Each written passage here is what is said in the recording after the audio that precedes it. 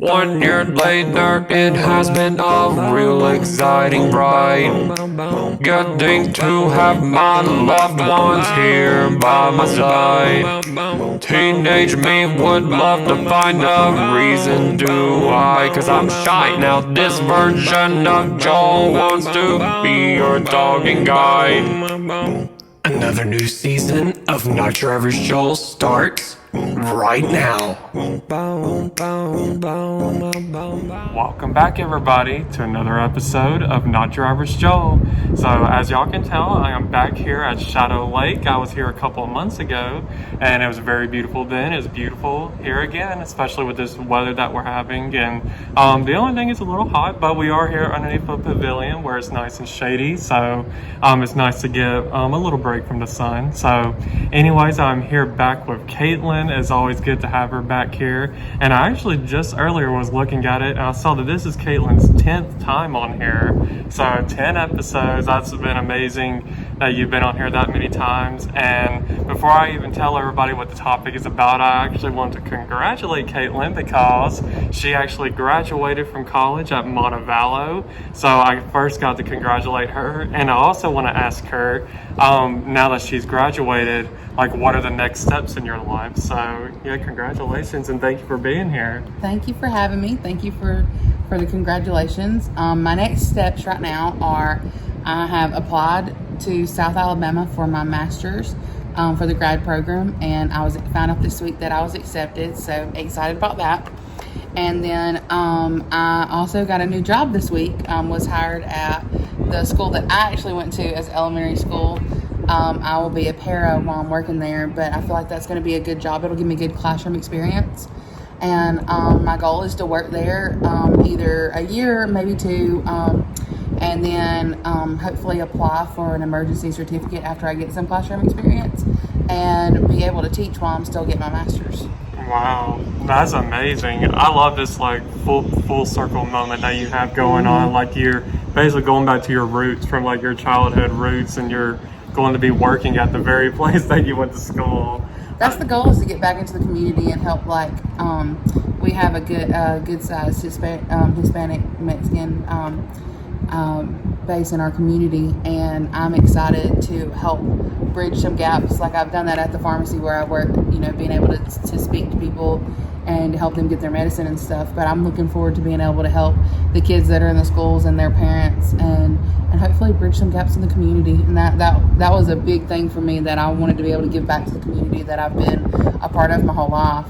And so I'm excited about it. Yeah, I think that's amazing that you want to give back to the community that you grew up in, and like it's your hometown, it's where you were born and raised. And I think that's amazing that you want to give back to the people that helped you become the person that you are now. So I think that's so amazing, and I love just how God has brought you through so many like things in life. And I know like sometimes the schooling may have been hard and dealing with that on top of work and stuff like that. So I'm glad that you're now at a point to where that you're going to pursue for your master's degree, but then you're also going to get yourself out there in the field where you were like for what you went to school for. Yeah. So, and you get to do it in your hometown, like where you grew up and all that.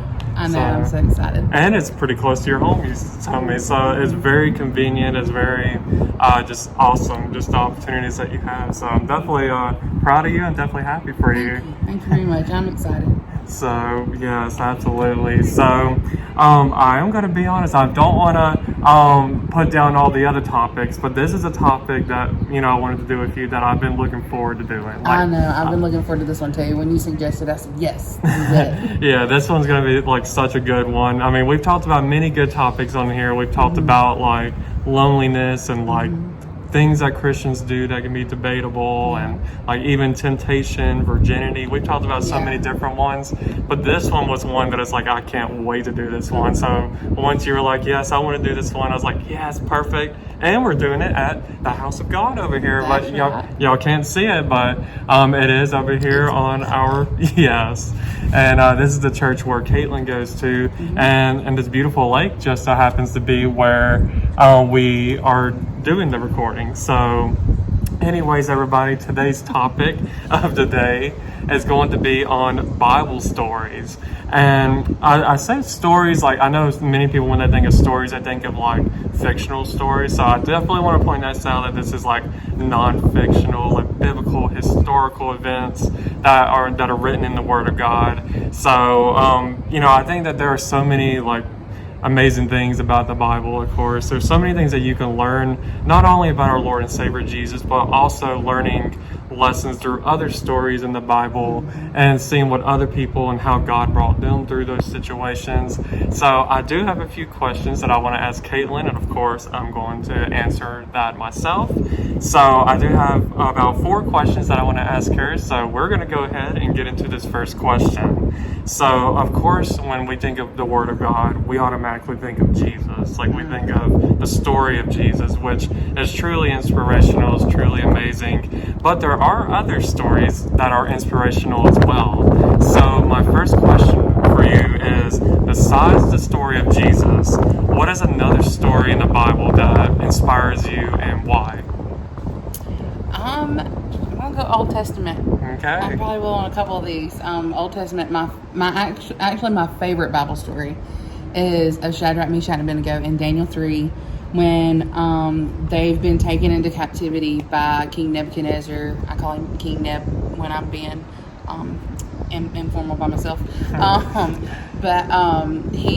King Neb had taken, and the Babylonians had taken the Israelites into captivity, and he had built this huge tower to worship, and everybody was supposed to stop when they heard all the different instruments being played. That was the signal. You stop wherever you're doing, you turn to face toward this statue, and you're going to bow down and worship this statue. And Shadrach, Meshach, and Abednego were all like, and so, like, all the king's men, like, went to him and said, they're refusing to do this. And King Neb liked these guys. He knew that they were strong. He knew that they were good workers. They were good men.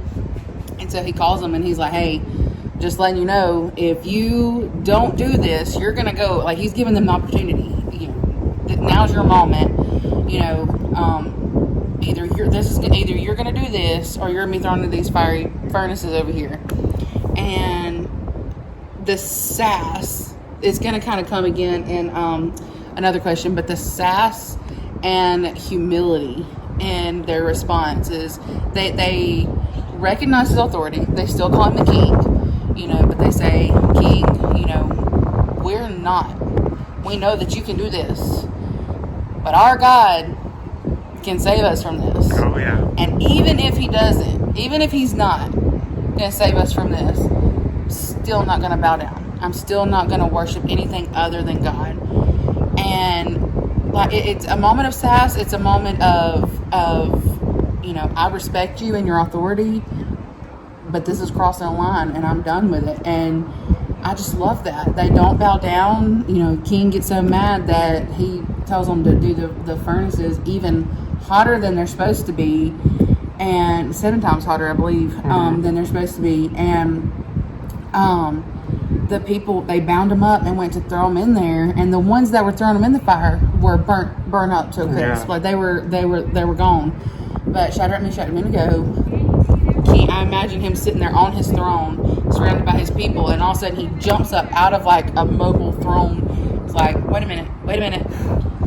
There's 4 men walking in there. They're not bound up. They're just chilling, walking in this fire. What the crap? Yeah. And he even says, which is one of my favorite parts of the whole thing, is he said, the fourth looks like a son of the gods. But what he didn't realize is that it wasn't a son of the gods, it was the son of the God. Oh, I got chills. Jesus was with them in that fire. I don't care what anybody says. Jesus is in the Old Testament, whether you believe it or not. Yes. The whole Bible is about God, Jesus, and the Holy Spirit. Like that, the whole Bible is about God.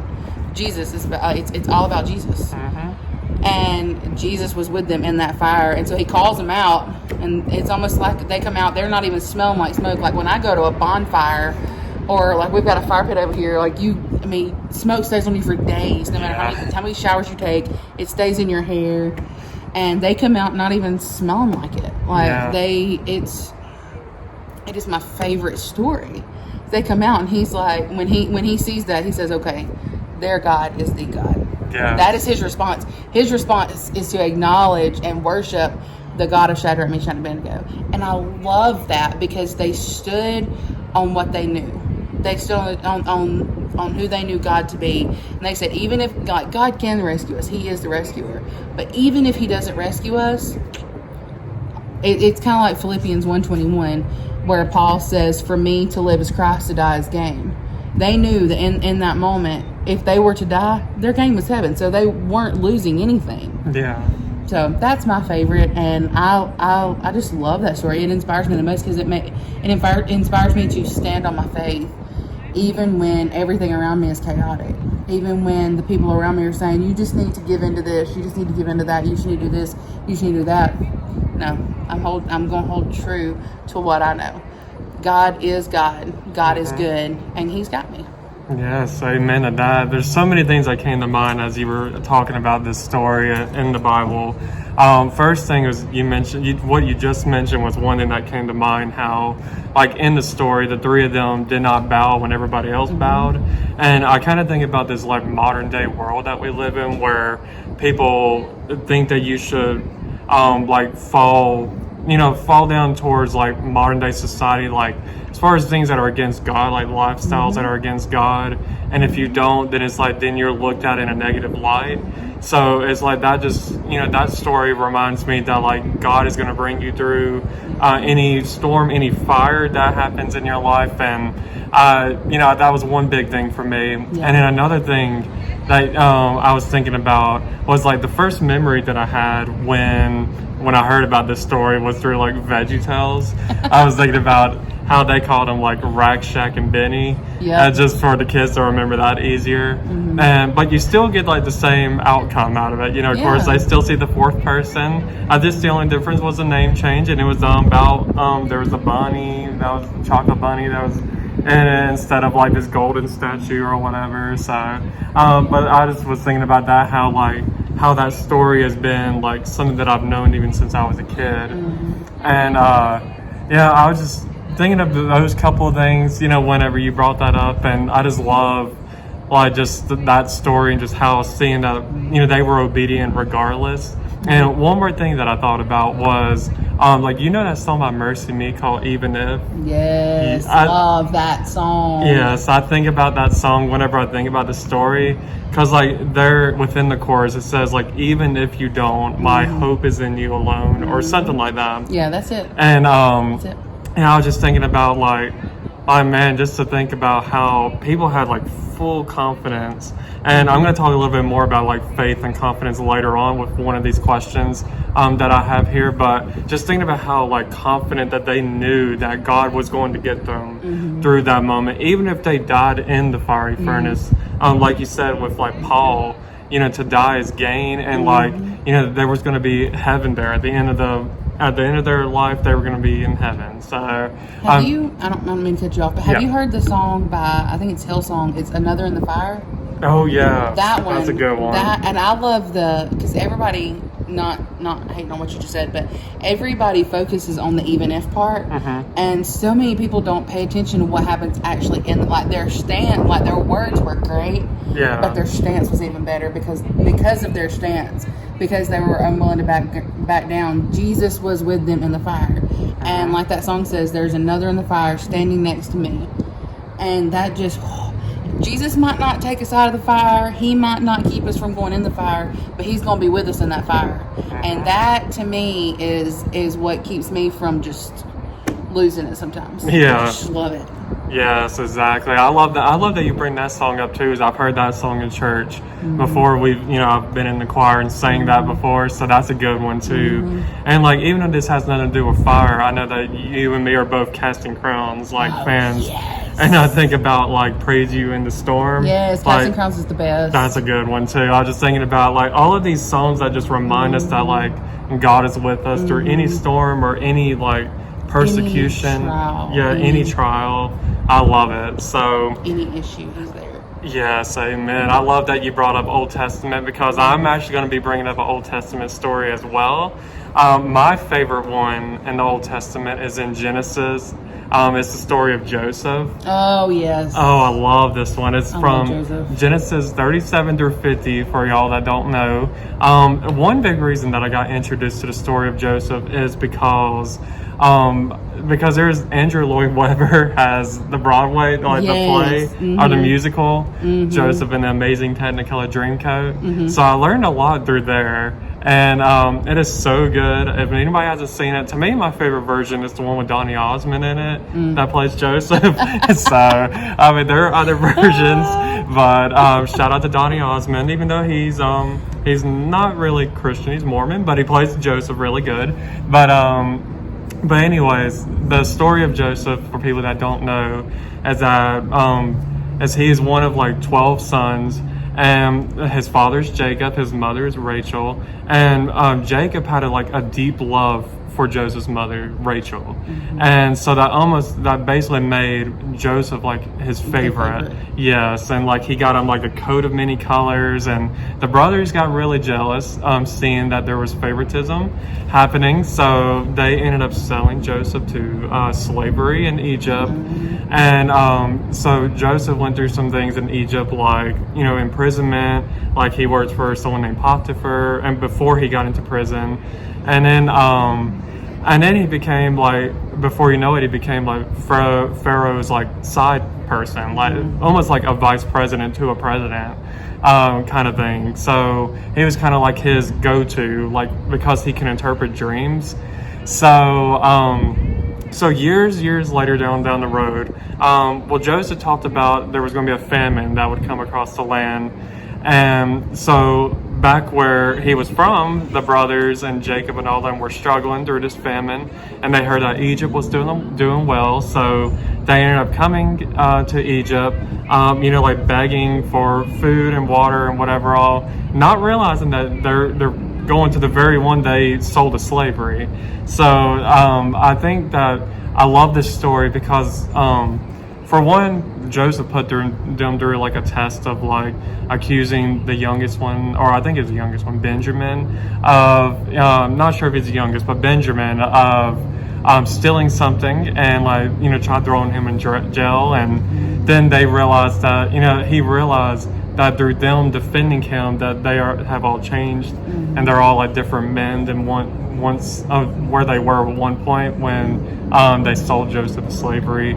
So Joseph ends up revealing to them who he is, and there's like a whole bunch of like forgiveness that happens in it. So I think the reason why I love this story is because there's like the idea of forgiveness is within the story. Knowing that, I feel like if any of my siblings threw me into something like that, I would have a hard time like kind of getting back into a good, like feeling like we're good. So I think that seeing that he showed forgiveness even through something like that, and all of the obstacles he had to face even once he got to Egypt, I think that's just so big to think about forgiveness. And I know that I mentioned about the story of Jesus being inspirational, and of course that's like probably the biggest story and the best story of all in the Bible, and just thinking about the forgiveness through the cross as well. So that's where I guess that's one big reason why I love the story of Joseph. I think it's an amazing one. It is such a good story of forgiveness too, because that shows Jesus in that story. That shows the forgiveness and the grace that Jesus brings to us as believers now. Anybody who believes, you can have that same forgiveness. Like Joseph completely forgave his brothers. Like there was no holding it against them. There was no coming back later on and saying, oh, well, you don't forget, you sold me into slavery and you lied to dad and you did this, and this. There was none of that. It was, he totally forgave his brothers. Yeah. And I gotta be honest, if my sister, Erica don't get any ideas, but if my sister did that to me, like you said, I don't know that I would be as forgiving as that. I mean, she does stuff now, and months later I'll be like, hey, you remember you did that? You remember that, Erica? You remember you did that? It just goes to show like how that could even be an inspiring story, because it would make us want to do better with forgiving other people, because of course we know that none of us are perfect here on earth. So it just shows that there's always room for growth. Like, even if we're growing in one area, there's always another area that we're like, okay, the Lord's showing me I got to do better here. That's the truth. That's the truth. So yes, I love the story of Joseph, and it's just, and like you said, I love that you mentioned that, like, everything in the Old Testament, no matter what, everything points back to Jesus. No matter what, like, even if Jesus was not born in a manger at that point for thousands of years, but thousands of years before, there was always things that were pointing to the Son of Man, to Jesus. So, or even like all the prophecies that were mentioned in the Old Testament, just everything points back to Jesus. So I do love that. Like, it just shows that that John 1:1 stands true. Yes. And just due to the Old Testament, everything goes right back to God. So yes, I think those are two amazing stories. I love that they were both Old Testament. Yes, me too. I do love that. I think that's that was really good to bring up, because with the New Testament, I feel like there are many amazing stories, but I feel like I was just reading through Genesis like a month or two ago, and I feel like there's just so many stories within Genesis. It is. Oh my gosh. Like, amazing ones. It's like, I didn't realize how many stories were in Genesis. It's like, I've heard of all these stories, but I thought that they were just all spread throughout, like maybe throughout Exodus and, like Numbers, Deuteronomy, but it's like a lot of them is really just solely in Genesis. Yeah. So there's so many. Yeah. Like, sitting here just thinking, like, another inspiring story to me, which everybody knows, Abraham. Another one that's not in Genesis, but in Exodus, Moses. I mean, Moses' story, like, he literally was brought from basically death. Like, he should have died as a baby. Yeah. And then he should have died after he killed that guy. And if you don't know about that, you need to look up Exodus, because Moses was a murderer, killed somebody. He was defending somebody else, but literally everybody turned on him. The Egyptians was like, hey, he's not our people. He wasn't born an Egyptian. He's not our people. He just killed one of our own. And then the Hebrew people are like, he spent all his life living with Egyptians. He's basically them. Yeah. And then, he had nobody. So he ran. Should have died then. He gets out there in the wilderness, and for, I think it was 40 years. Yeah. 40 years. I think I'm old and I'm only 31. He was in the wilderness for 40 years. He did get a wife, get married, and all that good stuff. But then after all of that, God's finally like, hey, I got something for you. Come on. Talking to him through the burning bush. The whole Old Testament has so many stories. And like you said earlier, it's not fictional stories. It is actual count, like recounting of what people went through, what people did, what people dealt with back then. And I just love it. Yes. Before we even get into this next question, I do have a quick small question, because I've actually never seen this movie before, but have you ever seen The Prince of Egypt? I have. That is one of my favorite movies. You're talking about the cartoon, right? Yes. Oh my gosh, it is so good. It is so good. I want to see it so bad. I've heard the whole soundtrack, but I haven't seen the movie. I have the VHS tape. Do you? VHS. Yeah, for all of y'all that don't know. I VHS. love that movie. That is it is very close to the biblical truth. Like, there's not a lot of swaying from scripture. Yeah. There's a few things here and there to add like a little personal touch and stuff. But other than that, it is, they do a very good job in that movie of showing how Moses was a child of Egypt. Like, even though he was not really a child of Egypt, like he was not really Egyptian by birth, he was accepted and adopted into that. Like, that was infused in his whole life. His brother ended up becoming the Pharaoh that he ended up talking. Like, I don't know if that happened. I don't know if that's real Bible truth. But what was his brother ended up becoming the Pharaoh that he had to go to, and that's the one he went to with all the plagues and stuff. His nephew, by adoption, his nephew is one of the ones that was killed by the death angel that come through, killing all the firstborns. Like it's really good at painting a picture of the personal side of it. Yeah. The personal side that Joseph, Lord help me, that Moses had in that. Mm-hmm. Like, he wasn't just going to see this Pharaoh that he didn't know anything about. He was going to see his brother. He was going, even if in real life it wasn't his brother that he grew up with, it's still somebody he knew. It was either the one he grew up with as his father, or it was his actual brother that he grew up knowing it to be his brother. How crazy is that? That is crazy. Like, I could not imagine going up to Erica and being like, hey, you know, all these and I think that's one reason why Pharaoh didn't really believe him. It's because he's sitting here going, this is Moses. Yeah. I grew up with him. I watched my mother change his diapers. Like, I beat his tail so many times in chariot racing or whatever they did for fun back then. and so he did not take any, he didn't take the seriousness of it. And it took his actual son. I didn't mean to get into spill that. No, you're good. It took his actual son dying for him to realize the seriousness that Moses was. What Moses was telling him was like, "Hey, dude, this God is real, and you better let his people go, or he's coming after you." Yeah.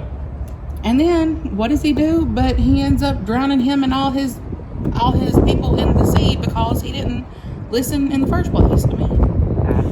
I mean, you think about all the people that literally died in the bottom of the what is the name of the sea? Is it the Dead Sea? The Red Sea. The Red Sea. That's it. The Red Sea.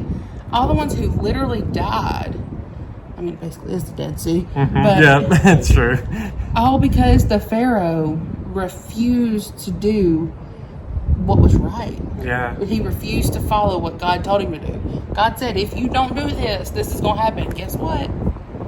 Once again, God kept his word. God kept his promise. And Pharaoh and his people paid for it. Yeah. Because they didn't listen to him. Yeah. I mean, I'm sorry. I didn't mean to get in a whole tangent about Moses. You're good. I love that story too. That's such another good one. Like, just even thinking about, like, I've heard the soundtrack to that movie, and I just love, like, because I know, like, how it matches up with the Word of God. Yeah. Like, you think about, like, Deliver Us is, like, a good song, and, like, even the one that's, like, I send a pestilence or plague upon your house and upon your bed. It's like I think about all of the plagues that happen. Gosh, yes. So I definitely want to see the movie. Of them, right? Yeah, I want to see like the movie now. You need to. It is so good. I don't know where you can watch it. I don't know if it's on like PureFlix or Netflix or Hulu or what, but if you can find that movie for real, it is good. Yeah. I know it's not Disney. I know, so it won't be on Disney Plus. It was a DreamWorks film. We loved a lot of DreamWorks when I was a kid. Yeah. But so that's definitely something that I want to do here soon is watch. If you haven't seen it, go watch it. Yes, I definitely want to watch it now. So, speaking of stories, my next question that comes to mind is kind of a hard, I guess. It was one for me that took a little bit to think about, but then once something clicked in my head, I was like, okay, I got an answer to this question. So, my next question is, so what story in the Bible do you feel like you most relate to? Okay, this was actually the easiest question for me because when I was reading my Bible one day and I read it, it clicked for me. I was like, oh my gosh, that's me. And it is Abraham, but not the Abraham you're thinking about. I'll throw that out there because when I said that to somebody, they looked at me like I had like 3 heads. But the part, it's before he even was turned into Abraham. It was before the call. It's in Genesis 12. That's what I was actually a minute ago looking up on my phone just to make sure that I had it right. But it's Genesis 12, verse 1 says, the Lord said to Abram, go from your land, your relatives, and your father's house to the land that I will show you. He didn't say, hey, get up and go to Capernaum. He didn't say, hey, get up and go to Syria or Bethlehem or any of these other names that you hear in the Bible. He didn't say get up and go to, he said get up and go to a land that I'm going to show you. Man. And right now in my life, especially when I found out, the day that I found out that I was going to have my master's to do what I felt like God was calling me to do, I was devastated. I actually came and sat right on the other side of the lake over there and did my best not to cry, because I was trying to trust Jesus. I was talking to him about it in the moment. I'm like, look, I'm not going to be mad, but I am trying to understand what the crap. I don't know if I'm supposed to say that. You're good. But my pastor was walking around the lake, like doing his laps. He walks and prays for everybody. He has a recording of literally every single person in our church, and he walks and prays for every single person in our church. Wow. And he come over and stuck his earphone in my ear and told me to get up and walk and pray with him. I was in dress clothes. I mean, I had been in a meeting with the education department in Montevallo, so I was in dress clothes, flip-flops, and we walked and prayed for people's last names T through Z. And I mean, there was no like Jesus speaking for real moment. It was just the knowing that my pastor, knowing that there was someone who was praying for me, even though I didn't have the answers, really hit me. Well, that night I was reading, like I didn't feel as bad about myself. When I ended up leaving, I felt a lot better. That night is when I was reading Genesis 12. And that first verse, like I didn't make it past the first verse. I didn't, because it was just that, oh my gosh moment. It was like God smacked me then and was like, this is it. You're not gonna go. I'm not gonna show you where you're going. I'm not gonna tell you where you're going in advance. You're supposed to trust me, and you're supposed to start walking. You do what you think you've got to do to get where you think I want you to go, and I'm going to guide the rest of it. So I applied at South Alabama because I wanted a college that was going to be all online so that I could work, because I can't keep living on a part-time paycheck. I just can't. And I applied there, and I started applying at jobs. I applied at like 50 different school opportunities, and I got called back for 3. I actually got called back for 4, but the 4th one I didn't even, like, when they called me, I said, look, I appreciate it, but I just don't think that this is going to be a right fit for me. I appreciate you calling me. Left it at that. But the 3rd one, they say 3rd time's a charm. The 3rd one is where God said, okay, this is it. This is where I'm like, the feeling of peace, and it has nothing to do with the fact that it was in my own community. Like, I walked into these interviews praying, God, if this is where you want me, let me have peace about it. That's what the day that I was here, when my pastor asked me, how can I be praying for you? I told him, I said, just pray for peace. I just need peace. I just need peace in the decision that God is going to make me make. And that was what I felt. And it's been the most freeing, it's been the hardest, but the most freeing thing to be able to say, I don't know. So many people say, okay, well, you're graduated, what's next? And that's what I would tell people. I don't know yet. I don't know where God's taking me. I'm wearing my shirt that says, wherever you lead me, whatever it costs me, I'll follow you anywhere. That's what I was doing. I didn't know where he was going to lead me. I didn't know what it was going to cost me. I didn't know if it was going to cost me money, relationships, having to move.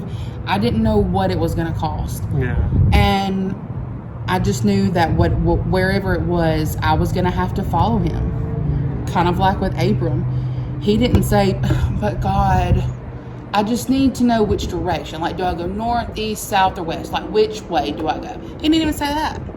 Yeah. He just said, all right, I'm going to get up and start walking, and I'm going to trust that wherever I start walking is the way you want me to go. He didn't overthink it, which I'm an overthinker. He didn't overthink it. He just said, okay, packed up his stuff, packed up his family, and they were out. Yeah. And that is the one that I most relate to right now in my life, because I would say 90% of the people, probably even closer, like 95 to 99%. I've only had a handful of people in my life tell me that they understand what I'm doing. Everybody else wants to know the plan. Yeah. Everybody else, what's the plan? What's the plan? What's the plan? I don't know. I don't know. And like my boss, my poor boss, he's been so great through all this. He wants me to stay on with him, but I can't do that where God wants me to go. And so, but he asked me one day what the plan was, and I said, I have no idea. I've done this, this, and this. I'm waiting on this, this, and this, but I don't know what God's got planned. Yeah. And he took that. Like most bosses, I feel like would be like, well, I need to know if I need to replace you or what's going on. But he was like, all right, just let me know. I mean, and it was the greatest thing.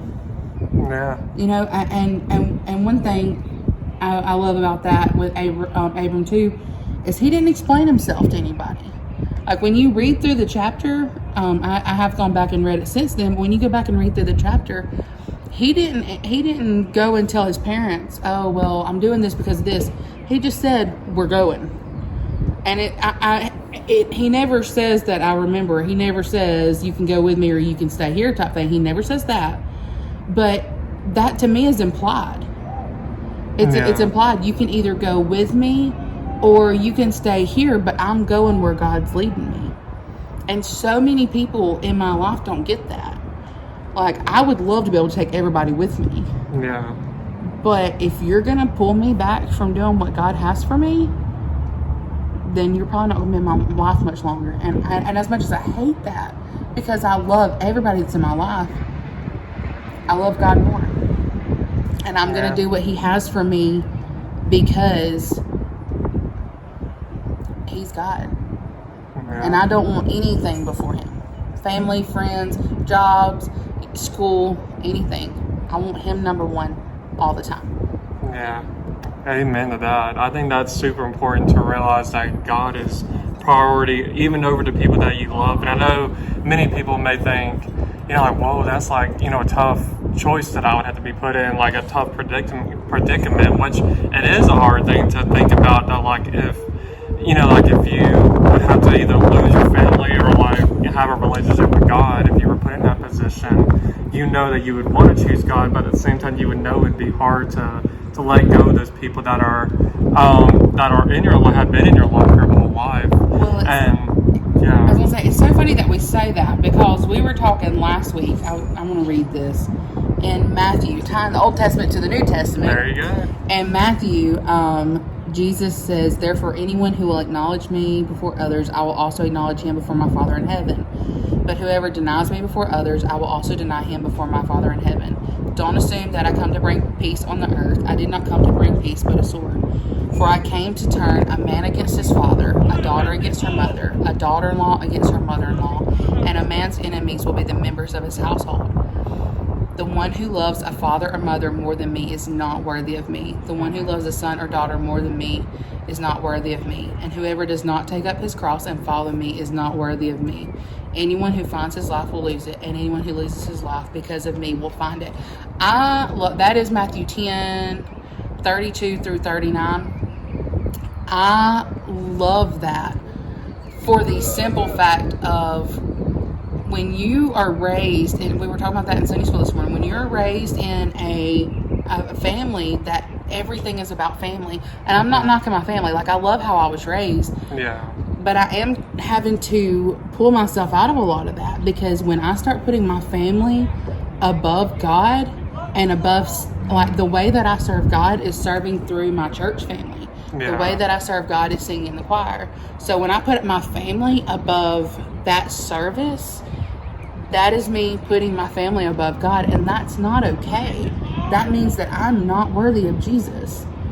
Mm-hmm. And just like with Abram having to get up and just go, I have to trust. I have to trust Jesus. I have to get up and go, no matter what. And I'm not saying my parents are not supportive of me. They are. This is just an example. But no matter what my parents say, no matter what my sister says, no matter what my grandparents say, no matter what my aunts may say, no matter what my best friend may say, I have to be willing to get up every day and go.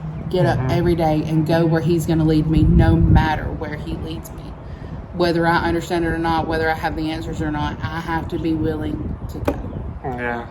Yeah, absolutely. I think, many people think of like the unknown and like how scary it is to go out into the fear of the unknown. But it just goes to show, like, even with what you just shared, and even within the word with Abram, like you said, it didn't say, go to Bethlehem or, go here or go there specifically. It just just says, go to this land, where where you're meant to go to at some point. And then you're like, some people may think automatically, like, where is that? But you think that, with faith and with trust, that the way that you're going is the way that God is going to be calling you and bringing you to that place. And even with your life, with where you're going after college, what are you going to be doing after college with a job and stuff like that. It just, I love that you bring that up, because I can see how it relates to your story, and how it just shows how the Bible, the Word of God, is so relatable. Many people think of, maybe people outside of Christianity or even people within Christianity think of these people in the Bible as perfect people, people, which there are people that have only one person's perfect, and that's Jesus Christ himself. Exactly right. And but many people, there are many good people in the Bible, Paul, but we know Paul was once Saul. Yeah. So you think about how these people went through imperfections. I'm sure many of these people went through questions and possibly doubts, wondering okay. But I think that this story that you mentioned is so inspirational, because it's kind of his reaction was okay, Lord, wherever you say I'm going, I will follow. And I think that it kind of ties into my answer as well to this question, but I kind of look at it, my answer is almost the opposite, because if I'm going to be honest, sometimes I do have, I'm sure you do too, and many people do, I'm sure, but sometimes I doubt God and the plans. And I know I shouldn't, but I do. And I think about this verse, and of course I know you'll know it. I know many people that are watching and listening will know it too. It's in Matthew chapter 14, verse 31. It's the story where the disciples, they're in the boat, they went out to sea, they see Jesus out there, and they're thinking it's a ghost, or something like that, and Jesus is no, it's me. It's just me. And Peter's well, if it is really you, command me to come towards you. And Jesus does that. And once Peter gets out there, he starts realizing, oh my gosh, these waves are, so big, they're scary or whatever. And he starts sinking, and he's Lord, save me.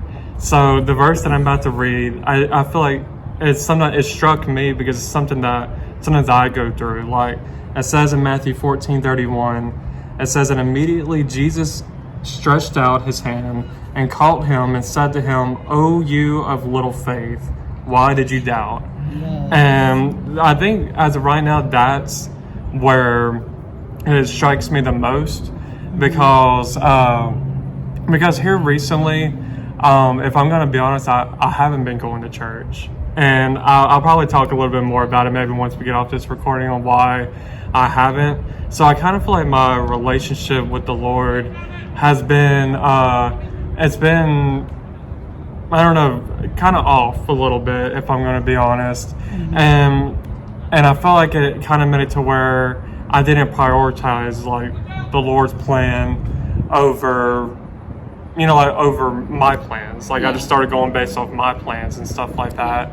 So this one kind of relates to me as of right now, because I feel I haven't seemed to really have the faith knowing that the Lord's gonna lead me to a different church, because I guess that's kind of the situation where I'm at right now. I left my church that I've been going to for 11 years, and I'll kind of get more into the backstory of that maybe once we're done with this episode. But right now I'm kind of at a point to where I'm looking for a new church, and I have doubts just because I feel the way modern day church is, I kind of don't vibe with it. There's certain things within modern day church that I'm not really fond of. And it just kind of feels I go to a different church and I experience the same exact thing that I just left. And so I guess that's kind of where I'm at when it comes to faith and all of that. So I feel right now that's one that I am relating to the most, just because I feel sometimes even now I doubt the Lord, even though I know his plans are better than mine, his thoughts are better than mine, but sometimes I tend to forget that he's sovereign. Yep. Oh, so, he is. So that is one that I definitely want to do. better in. So that's, as of right now, where I am relating to. So my next question is actually going to be a little bit more on the positive side of things. It's a little bit, so, many people may read the word and may think, oh man, like the Bible's so boring, which is farthest from the truth. I feel like there's many amazing stories and like interesting things in the Bible, but not many people think of the Word of God being funny. Like maybe not many people think like that there are funny moments that happen in the Word. So, but I feel like I have seen some funny moments in the Word. So I guess my next question for you is like, have you ever read a story in the Bible that kind of made you laugh? And if so, what was that story? So one of my favorite moments in the entire Bible, and my humor is sass, sarcasm, that kind of humor, like the satire kind of humor. Like I'm weird, I guess, but one of my favorite moments in the Bible is when little scrawny old David comes up against big old Goliath.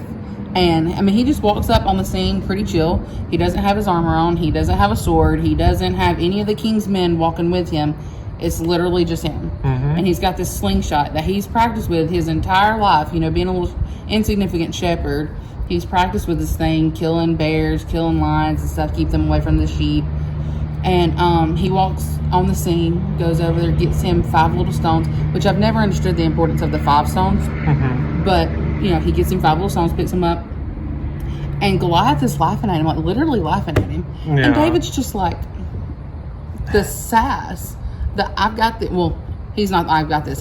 God's got this. Oh, yeah. My God's got this. I'm not worried about this. I'm not even going to put on armor because this dude ain't got nothing on my God. And I just find that so funny. Like, I can just picture it in my mind, in my mind's eye. And I can see this little bitty dude, like this guy that I went to high school with, this little bitty scrawny dude up against this giant. And, like, to me, it's just so funny. It is so funny. Because little bitty old David, like, he's the scrawniest of all his brothers. Like, he is the one that was sent for lunch. Yeah. He wasn't even a warrior. He wasn't good enough. He wasn't big enough. Yeah. He wasn't swole enough to be a warrior. He was a shepherd and a lunch delivery guy. That was what he did. Yeah. He was there to bring lunch and to serve his brothers. He wasn't there to save the day. Yeah. He wasn't there to take down this big Philistine it is Philistine, right? Yeah. Yeah. This big Philistine that's over 9 feet tall. Yeah. He wasn't there for that. And God said, watch this. Like, to me, the sass of God for one and the sass of David for another, because God knew what he was about to do, and David's sitting here going, I got God. Yeah. What do you have? You're a giant who's killed a bunch of people. You got a sword. Psh. I've got God. He'll kill you like that. Yeah. He'll just wipe you off this right here. Like, I don't even need these stones. Like, I can just, I don't even have to do anything. I'll just stand here and God will zap you out of existence. Oh, yeah. And it's just the sass and almost that audacity. It's like he really had the audacity to walk up with no armor on, no sword, and a slingshot. Yeah. That's all it was, a little slingshot. And it wasn't even like the slingshot that you got now. It's the one that you have to do this with and hope that you sling it just right. Yeah. I mean, and I think that is just so funny to me. It is. It's just hilarious. Like, Old Testament stories, man, they're just good. Yeah, they really are.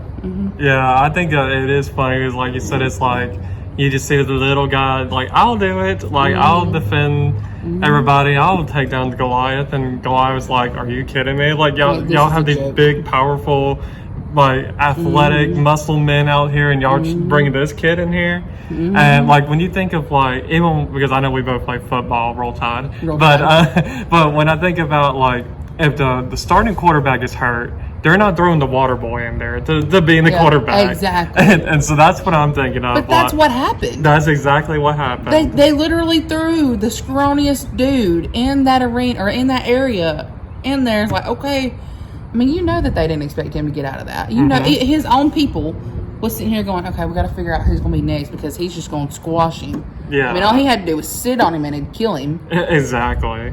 And then he walks away and everybody's, I can just imagine, like, you can hear a pin drop.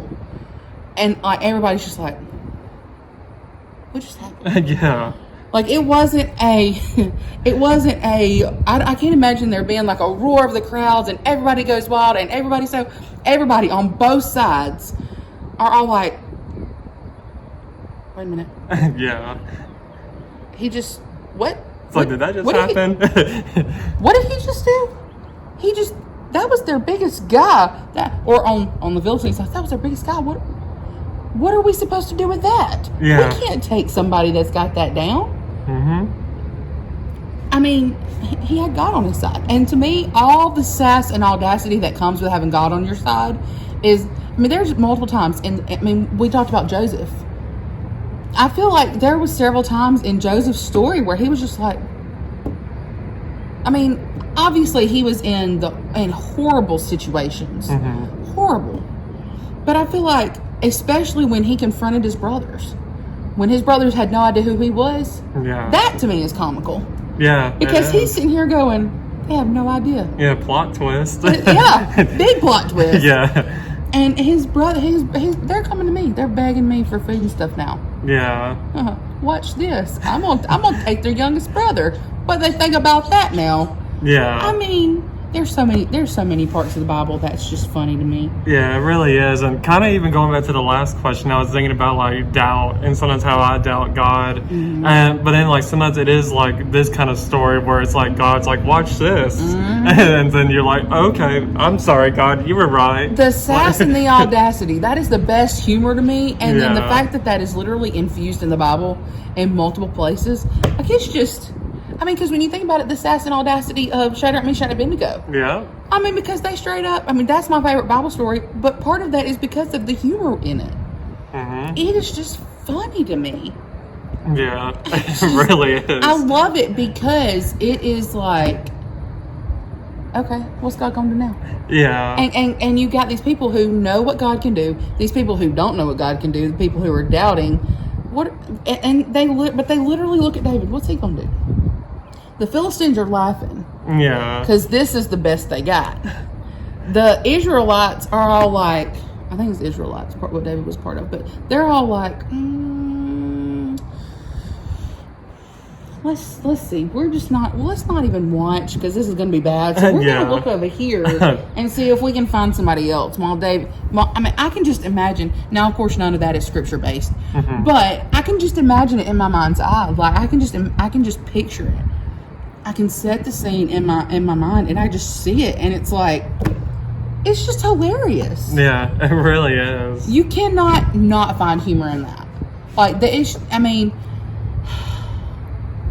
I probably need to stop because like the more I think about it, the more I'm like, this is just great. Yeah. Like, it's just great. It really is. I love it. I think those are like some really good stories to bring up. And one that I have in mind, to me it's funny because it happens during Jesus when he's here on earth. And he comes off, from a boat, and there's this like naked man approaching him. And I know exactly what you're talking about. Yeah, it's shown both in Mark and in Luke. Yes. And this man is like, he's got a demon in him. And he's like, what do we have to do with you? Like Jesus, I'm probably paraphrasing here. You are, but it's okay. And Jesus is like, the demon, you need to come out of this man. And like, what's your name? And he's like, Legion. Like the demon's name is Legion. So he comes out, and then they're like, they come out of the man, and they're like, we want to go into those herd of pigs over there. So they go in the herd of pigs, and those pigs, let me say this right quick, not that I am thinking that taking your own life is funny or anything like that, but what I'm thinking of is these pigs, they have the demons in them. They're like, oh man, I don't want this in me. So they all start running to the water, and they drown themselves. Well, and the demons even said, don't kill us. They said that to Jesus, don't kill us, put us in those pigs. Yeah. And Jesus is like, okay, yeah, you want the pigs, you got the pigs. But he knows that's exactly right. We'll give you to the pork and the bacon, and then they're not going to want you either. Yeah. That's great. Yeah, I thought that was just funny because the demons went inside those pigs, and those pigs said, we don't want this. So we said, we're gone. we want out of this. So it's like, we ain't going to eat you either. We don't want no poison, demonic bacon, That's demonic right. pork. So I was just thinking about that whole thing. Like how just the idea that like, not even animals want stuff that's something like that. It's like, you know, they're like, okay, get this demon out of me. I'm just gonna go get rid of it within seconds. So It's like they get in there and they go home. Like and Jesus didn't even have to kill them. yeah, They didn't. The demons didn't say, Jesus, don't let us die. They just said, Jesus, don't kill us. Jesus said, all right, I ain't gonna kill you. The pigs will. yeah, the pigs will do it. Might as well, right? Yeah, exactly. So yeah. That's a good one. So I think those are like some really funny moments. And then even like the other one I was thinking of, I actually just read it in Numbers. I forget the name of the guy. It starts with a B. I don't know if it's like Balaam or Balak was riding a donkey. And the donkey starts talking to him like, why are you whipping me? Or something like that.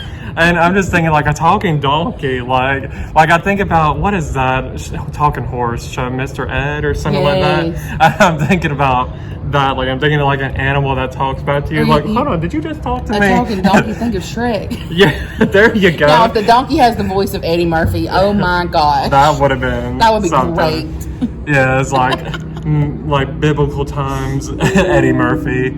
So yeah, that is a good example. So yeah, I love that. Just like the talking donkey, it's like, why are you whipping me? Like, I'm going. So I was thinking about that story too. So That's great. there are so many good stories. Good funny moments. Who says the Bible's not humorous? Exactly. I know, like many people just automatically think of the Bible as boring, but then it's like, why do you even think of like, how about read it for yourself and then you'll see that it's a lot more interesting. Moments. And it's like, sometimes I do get to reading and I start laughing, and I bet people, because I still live with my family, like my parents, and I bet like there maybe have been moments where they're probably like, what is he laughing about in there? Is he watching YouTube or something? It's like, no, I'm reading the Bible. Like there's like some good funny moments in there, and they're like, what? The Bible? You reading what? Like, you laughing at the Bible? And like, yeah, there's some good moments in there. So okay, so my final question here, we're going to go back to Jesus, because we know Jesus is at the center of this all. And within the 4 Gospels, it talks about Jesus and his like being here on earth during his first coming. So there are many amazing things that Jesus has done while he was here. So my final question is, like, what are some, I mean, I'm sure everything is going to be like the answer to this question, but what are some moments that, like, if you were there in person and seeing these miracles that he has done, like, would you be amazed at it? Are there like any few moments that like stand out to you? Oh, yes. Yeah. Oh, yes. Okay, so first, when I was reading this question, I was thinking about another story that I relate to a lot. It's kind of probably the story of my entire lifetime. Is when Jesus is talking to the dad of the little girl. I think it was a little girl. It might have been a son, but I think it was a little girl. And he was asking Jesus to heal his child, whichever it's a boy or girl, whatever. Yeah, I think it is a girl. And Jesus, the disciples had actually attempted to do it. And Jesus is like, why couldn't y'all do it? Another funny moment. Yeah. Jesus is asked, why couldn't y'all do that? Aren't y'all of me? And they're like, So Jesus questions the faith of this man. He said, everything is possible to the one who believes. And the dad, in agony and pain, I think it might have been a son, because the child kept throwing themselves into fire, kept throwing them, like getting burned, hurting, because it wasn't death. It was a demon. That's what it was. There was a demon in this kid. Okay. That's what it was. Sorry. Wrong Bible story that I was thinking about. You're good. But this kid had been being thrown into the fire because the demon had been, the demon kept trying to drown the kid. The kid could not have a normal life. And it's in Mark 9. I probably should have looked it up so I would know more what I was talking about. I want to say the verse is 24, but don't quote me on that one. I know it's Mark 9, where Jesus is like, everything's possible for the one who believes. And the dad falls in his brokenness, just falls down, collapses at the feet of Jesus, and cries out, Lord, I believe, help my unbelief. And that moment, like that prayer, to me is the most humble the most broken, the most desperate prayer that you can pray. It's like, I know, it's like the dad's like, I know what you've done. I know what they've said you've done. I know, I hear all these stories. I hear who you are. I hear that you've done these things. Mm-hmm. And sure, I believe that you've done that. But how could you do them for me? Why would you do them for me? Yeah. And that's a question that I've asked God all the time. God, why would you answer my prayers? Me. How insignificant I am. And so the Father is saying, my head knows it, but my heart can't grasp it. There's a disconnect between my head and my heart. Help that. Lord, I believe I have the head knowledge. Help my heart. Help me to know it. Help me to know that it can truly happen because of who you are. Mm-hmm. That you can do it. Help me to really trust that and really believe that. Man, that moment, and I know that that's not, and the fact that Jesus, that moment when Jesus says that, it was a turning point for that man. Yeah. And then in return, because he was so vulnerable with Jesus, Jesus said, all right, I will help your unbelief. I will help you. And it was because he took all pride, this Pride Month, he took all pride, all frustration, he took everything that he had. It didn't matter that he was a rich man.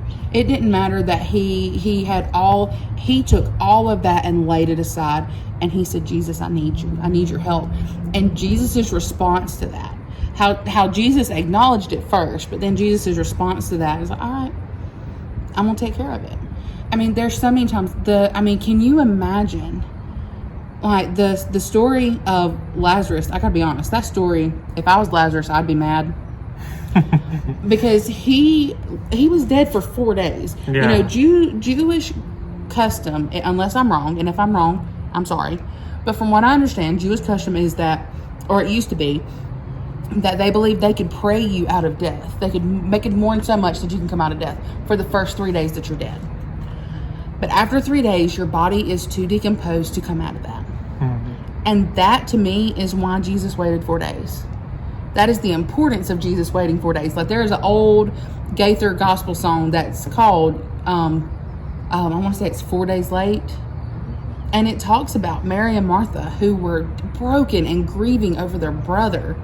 And they're like, Jesus, you're late. But even when he's late, he's still on time. Mm-hmm. But I imagine, and this is also another funny moment, I guess you could say too, like, I can just see it. Like, Lazarus there's actually John Christ, he's a comedian. He does a skit to this too. And like, when I showed it to Mom, I said, this is what I've literally been saying this whole time. I would be so mad if I was Lazarus. Like, I understand that Jesus was performing a miracle, but Lazarus was in heaven. Can you imagine being in heaven, being in your heavenly body, not having to deal with death, not having to deal with hurt, not having to deal with pain? You've got your mansion, you're hanging out with God, whatever you're doing. And then it's like, okay, you got to go back now. Yeah. I would be like, excuse me, have you lost your mind?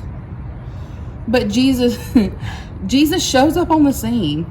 Let's get away from Lazarus for a second. But Jesus shows up on the scene, and it's the way that he handles Mary and Martha. Yeah. With compassion, with grace, but with authority. Yeah. The authority of Jesus is one of the most amazing things to me. Just the authority, how he can have the authority he has and the humility he has all together blows my mind. But the way he handles that whole situation, he cries with them. It says Jesus wept. Mm-hmm. He didn't weep because of Lazarus. I'm gonna be real. I'm not 100% sure exactly why Jesus wept, other than to show that he had compassion for Mary and Martha in their brokenness, and maybe that's what it was. I'm not a biblical scholar, so I'm not sure. Ask your pastors about it. But to me, the fact that Jesus was able to have that compassion, even though he knew what he was about to do, and then for him to say, hey, buddy, come on out of there. He hollered at him, Lazarus, come forward. Yeah. And then Dead Man Walking. There's a Jeremy Camp song called Dead Man Walking. And that's what I think of. That story's what I think of every time I hear that song, because literally, Lazarus was dead. Like dead. Like he was whole dead. Like, before Jesus called him out, his body had already started decomposing. I mean, think about that. Because back then, they didn't have embalming and stuff. Yeah. I mean, you couldn't, it was, I mean, just think about that. I mean, just think of the magnitude of Jesus in that moment.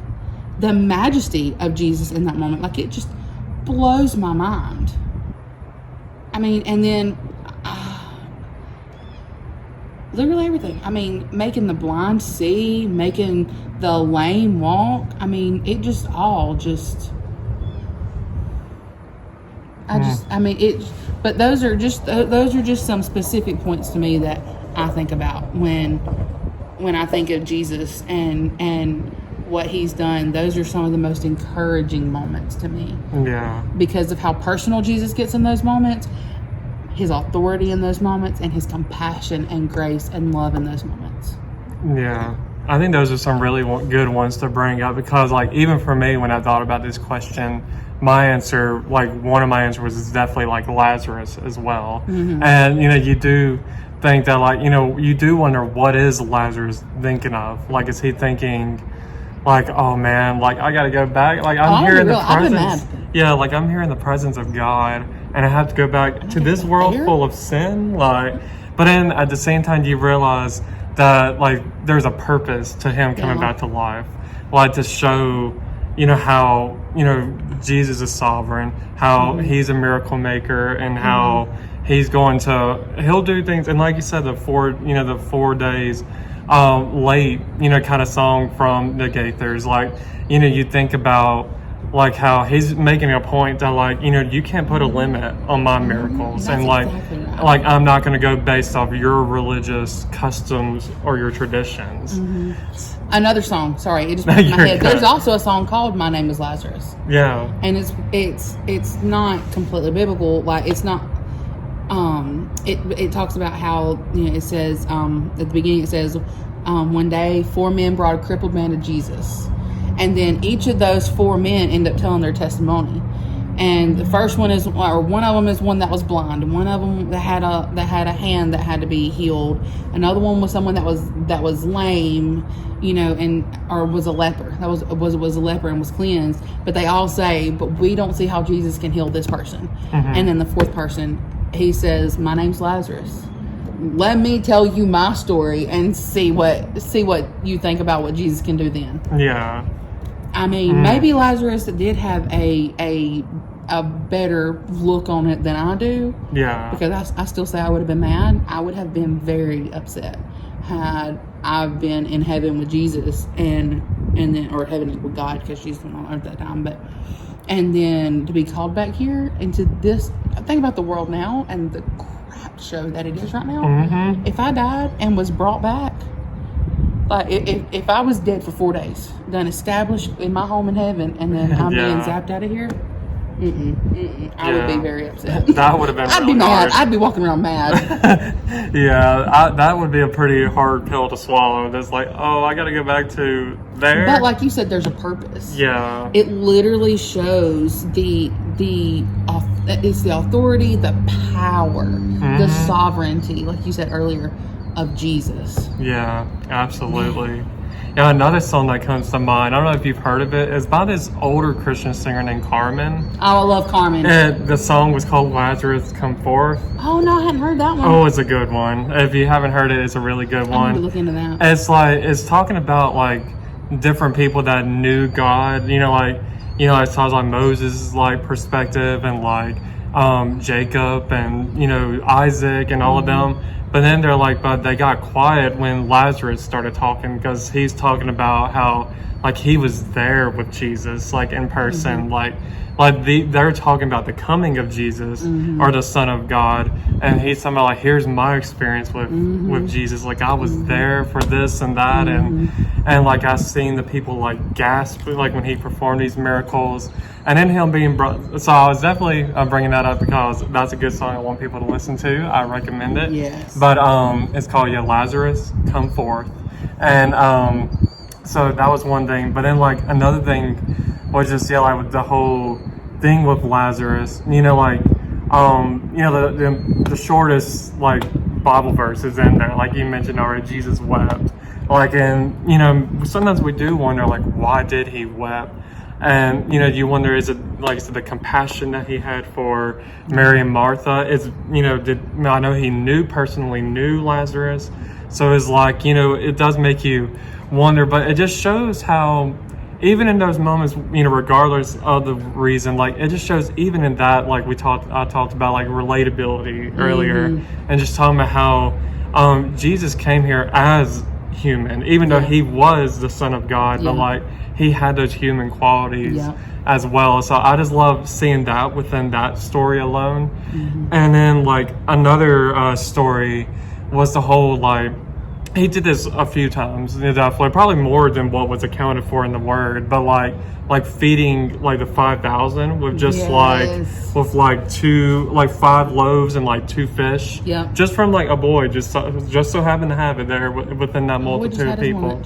And they're like, all right, we're going to make a meal for 5,000 out of this. And I started even thinking with myself, like earlier for lunch, I had 3 chicken tenders and fries. And I'm thinking, how are you going to split that into 5,000? But it just shows Jesus did it. Like, we think in our minds, like, how on earth can that happen? But then God shows us, like, we were talking about, like, the funny moments, like, watch this. I'm about to blow your mind. The sass of God.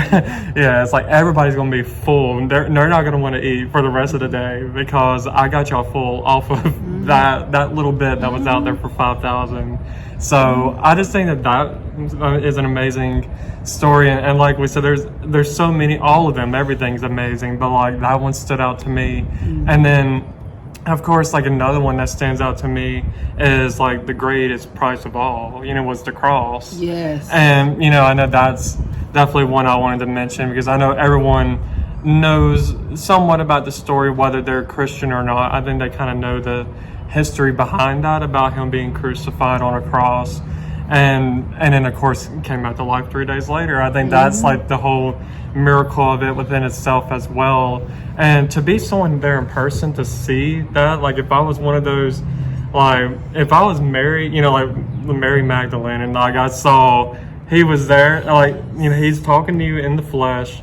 And that's why when they went to go, like, hey, they're like going to all the disciples, they were like, are y'all crazy? Like, you've lost your mind. That's why like Peter and John had to go, we got to go look at this for ourselves. And then even that's another funny moment. Was there something like where they're talking about which one got there first? Like they were both running, but then it says in the Bible that John ran on ahead. And there's actually a meme. It's the Avengers, Captain America and Falcon, and they're running, and Captain America is like, on your left. On your left. And then he's like, don't say it. And he says again, on your left. And like, but I mean, that's kind of what I imagine, you know, and John's the one who points that out. Because he says the one who loved him. And that's, I think it's interesting to point it out like that, because John never called himself by his name in the book of John. Because at that time when he was writing it, Christians, especially the followers of Christ, were still being persecuted, were still being killed. They were still in hiding. So he could not say, I was the one that saw this. I'm the one. So he said, the one who Jesus loved. That's what he called himself, the one that Jesus loved. It's a little arrogant. But, I mean, it's the truth. I mean, he was one of the ones that was closer to Jesus. He was one of the ones that Jesus trusted to pray for him. Like, he was one of the 3 that Jesus brought further into the garden at Gethsemane and said, I want you to pray with me. No, he didn't. He fell asleep because he wasn't that great. But, you know, I mean, he was one of the main, I mean, he was one of the 12. He was one of the main ones. But it's just funny because he's like, I'm just going to go on and run right on ahead because I love Jesus more, because Jesus loves me more. You know, but yeah, that part where he goes running, and there's an older song and a newer song. The Gaithers do a version of it. It's the He's Alive. Dolly Parton does a version of it too that's pretty fantastic. But then there's a newer song called Sunday's Coming by Phil Wickham. If you haven't heard that, oh my gosh, Friday's good because Sunday's coming. Like the truth of what happened on what we celebrate as Good Friday, and then Resurrection Sunday, like that day, as bad as it was good because resurrection was coming. Resurrection, healing, life was coming. Jesus says, I am the resurrection. Yeah. So resurrection was coming. Life was coming. I'm sorry. I know that I've been talking a lot in this video, but these Bible stories, like the Bible is one thing that I can talk all day about.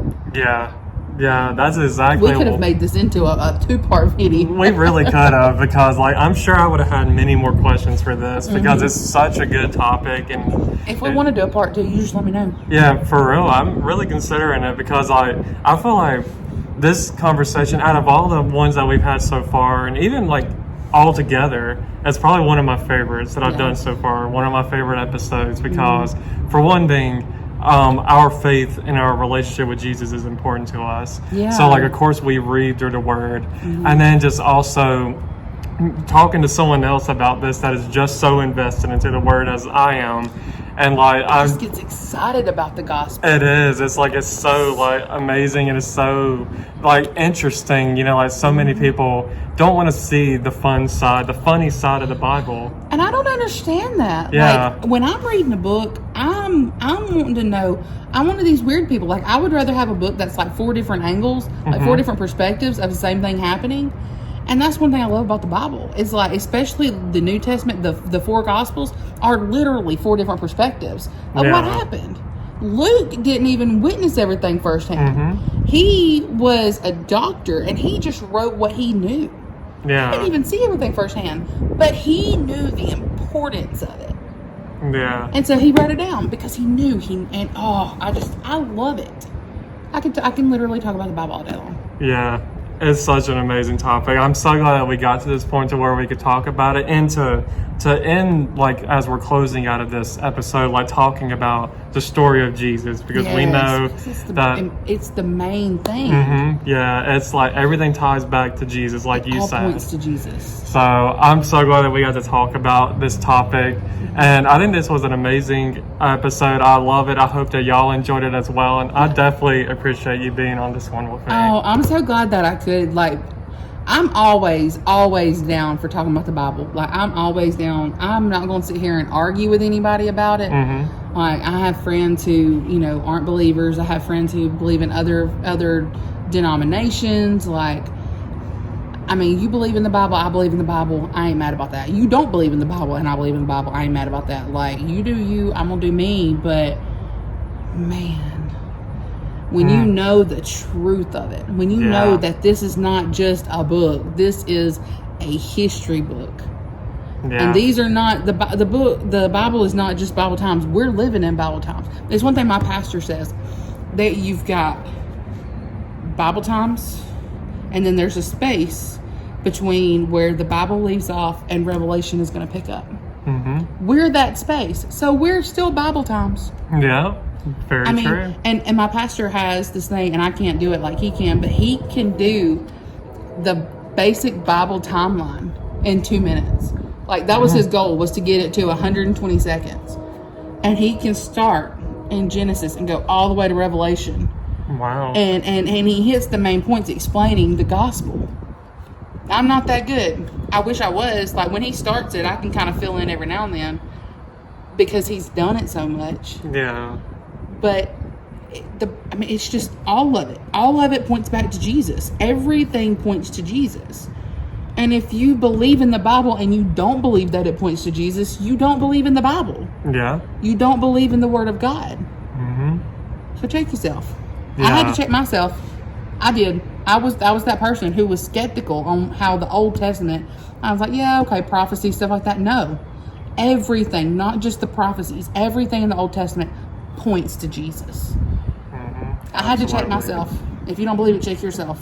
Yeah, I think that's some really good advice, like, as we are ending this episode, like, to really look into it for yourself, because there's a lot more to the Bible than just history. Like, I know when I was in middle school and all that, I thought about, like, American history, and I'm thinking, like, I mean, like, okay, like, I'm just gonna get through this, get it over with, and move forward. But, like, biblical history, like, even though American history, all of that was true within itself as well, but like the biblical history, it relates to us. And like you said, like we're in that in-between time of when the Bible was, when the canon or whatever it's called, like it's done there, and then to Revelation where all of this is being fulfilled as we speak. Like there's things that like you even hear of, like whether it's like the red blood moon and like just things like that that's like being prophesied as we that was prophesied years and years, thousands of years ago, and here we are now in 2023 seeing the Bible come to life, even just through the way people act towards Christianity, towards people that follow Jesus, stuff like that. So it's just amazing to think of, and I'm just so glad that we got to do this episode. So I definitely appreciate you being on this episode. Let's do a part 2. Yes. Let's talk about the Bible some more.